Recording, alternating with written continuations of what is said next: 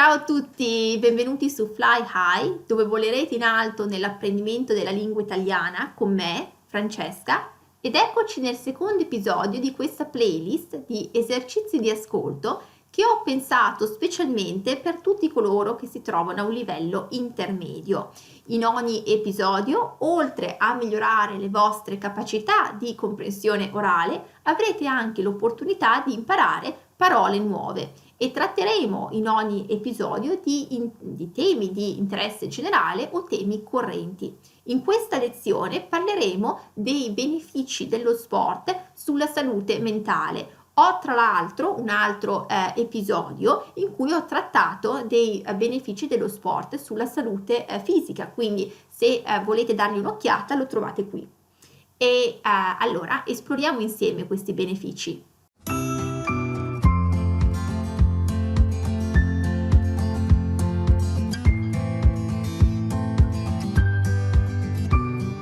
Allora vi spiego un po' cosa faremo in questa lezione.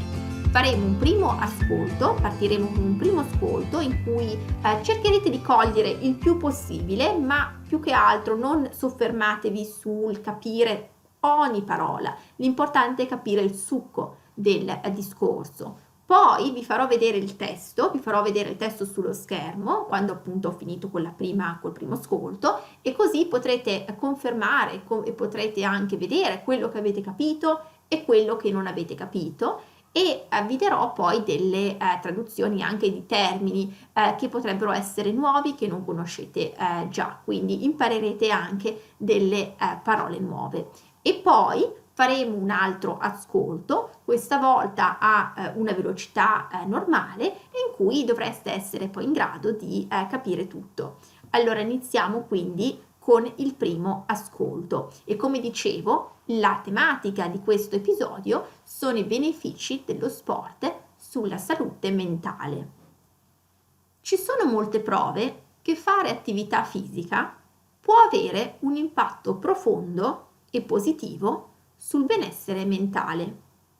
Essere fisicamente attivi può migliorare l'umore, diminuire il rischio di depressione e ansia e portare a uno stile di vita migliore e più equilibrato. Diversi studi dimostrano che l'attività fisica ha un impatto positivo sul nostro umore. Uno studio ha chiesto alle persone di valutare il proprio stato d'animo dopo aver fatto esercizio, per esempio una corsa o una camminata, e dopo inattività, per esempio leggere un libro. I ricercatori hanno scoperto che le persone si sentivano più sveglie, più calme e più contente dopo l'attività fisica. È anche dimostrato che essere regolarmente attivi ha un effetto benefico sull'alleviare lo stress. Può aiutare a gestire stili di vita stressanti e può aiutarci a prendere decisioni migliori quando siamo sotto pressione. Ricerche sugli adulti che fanno esercizio mostrano che le persone attive tendono ad avere tassi di stress inferiori rispetto a coloro che sono meno attivi. L'attività fisica ha anche un grande impatto sulla nostra autostima. Per autostima si intende la capacità di intrattenere un rapporto positivo con se stessi e con la propria interiorità. Questo è un indicatore chiave del benessere mentale. Le persone con una migliore autostima riescono ad affrontare meglio lo stress e migliorare i rapporti con gli altri. Infine, l'esercizio fisico è stato descritto come un farmaco miracoloso nella prevenzione e nella gestione della salute mentale. Molti medici attualmente prescrivono attività fisica contro la depressione, da sola o insieme ad altri trattamenti. È efficace sia per prevenire l'insorgenza della depressione che per gestirne i sintomi. Allora, come è andato? Come è andato questo ascolto? Spero appunto che abbiate capito il più possibile, ma in ogni caso ce l'ho qui, appunto qui sullo schermo, adesso lo vedete e potete vedere un attimo le parole che avete capito, quello che vi è sfuggito e qui mi soffermerò sulle parole che ho appunto sottolineato, che potrebbero essere parole che non conoscete già. Abbiamo benessere. Benessere significa well-being, ok? Benessere, ed è proprio un cognato proprio di well-being, come vedete, bene, well, essere, to be, well-being, benessere. Poi abbiamo umore, umore is mood, non è da confonderlo con umorismo. Umorismo is the English for humor, humor.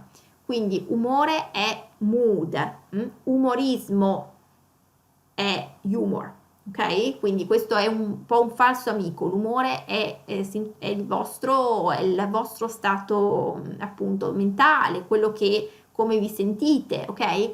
Di questo umore, questo mood. E poi abbiamo equilibrato. Equilibrato significa balanced, equilibrato, equilibrio is the balance. So, equilibrato è l'aggettivo, ok? Equilibrato. So, equilibrio è il nome, equilibrato l'aggettivo. E poi abbiamo stato d'animo. Stato d'animo è un altro sinonimo di umore. Stato d'animo significa mood, ok? Quindi stato d'animo e umore sono praticamente usati in maniera appunto equivalente, ok? Quindi stato d'animo è anche lui un sinonimo di umore, di mood. Poi abbiamo alleviare. Alleviare significa to ease, to soothe, questa è una bella parola effettivamente e piuttosto non troppo usata, quindi magari appunto è una parola che non conoscete, quindi alleviare, e alleviare appunto si trova qui, lo vedete, nella forma all'infinito, quindi alleviare. Abbiamo sotto pressione significa under pressure, sotto pressione, e poi abbiamo qui tendere a significa to tend to, quindi le persone attive tendono ad avere tassi di stress inferiori, quindi so active people tend to have lower levels of stress, tassi di stress inferiori. E poi abbiamo l'autostima. L'autostima insomma è un termine piuttosto utilizzato, insomma si traduce come self-esteem in inglese, ok? Autostima, self-esteem, autostima. La stima da sola significa estima. E poi abbiamo farmaco. Farmaco è un termine un po' più tecnico di dire medicina, quindi medicina è il sinonimo di farmaco, quindi appunto traduce come medicine in realtà, però ecco, possibilmente conoscete il termine medicina, è un termine più utilizzato rispetto a farmaco. E poi abbiamo insorgenza. Insorgenza significa onset, quindi quando qui si parla dell'esercizio fisico nella prevenzione, appunto nella prevenzione di depressione e appunto altri problemi mentali, si dice appunto che è efficace, quindi l'esercizio fisico è efficace, so is effective, sia per prevenire l'insorgenza della depressione che per gestirne i sintomi. Questo significa is effective both to prevent the onset of depression and to manage the symptoms of it. Quindi insorgenza significa onset, the starting, basically the starting, l'inizio della depressione, questo significa insorgenza. E adesso faremo un altro ascolto, quindi come dicevo, lo farò a una velocità normale e spero proprio che appunto sarete in grado di comprendere il più possibile, avendo appunto visto il testo con me. Allora, riparto. Ci sono molte prove che fare attività fisica può avere un impatto profondo e positivo sul benessere mentale.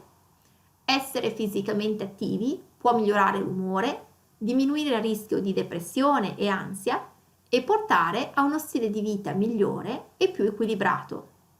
Diversi studi dimostrano che l'attività fisica ha un impatto positivo sul nostro umore. Uno studio ha chiesto alle persone di valutare il proprio stato d'animo dopo aver fatto esercizio, per esempio una corsa o una camminata, e dopo inattività, per esempio leggere un libro. I ricercatori hanno scoperto che le persone si sentivano più sveglie, più calme e più contente dopo l'attività fisica. È anche dimostrato che essere regolarmente attivi ha un effetto benefico sull'alleviare lo stress.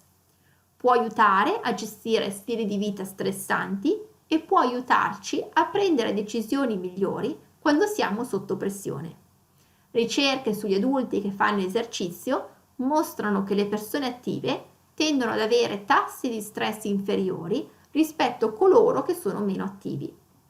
L'attività fisica ha anche un grande impatto sulla nostra autostima.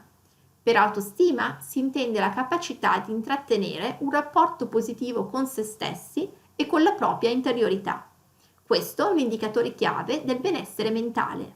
Le persone con una migliore autostima riescono ad affrontare meglio lo stress e migliorare i rapporti con gli altri. Infine, l'esercizio fisico è stato descritto come un farmaco miracoloso nella prevenzione e nella gestione della salute mentale. Molti medici attualmente prescrivono attività fisica contro la depressione, da sola o insieme ad altri trattamenti. È efficace sia per prevenire l'insorgenza della depressione che per gestirne i sintomi. Allora, com'è andata? Fatemi sapere nei commenti qui sotto quanto avete capito, datemi una percentuale da 10, spero di più di 10% o appunto fino al 100%, e spero che questo contenuto vi sia piaciuto e vi sia stato utile e che abbiate anche imparato qualche parola in più. Fatemi sapere e appunto se vi è piaciuto questo contenuto mettete un like e considerate iscrivervi al canale così che non vi perdete nessuna nuova lezione. Allora vi ringrazio ancora per la visione e continuate a seguirmi e ci vediamo nel prossimo episodio. Ciao ciao!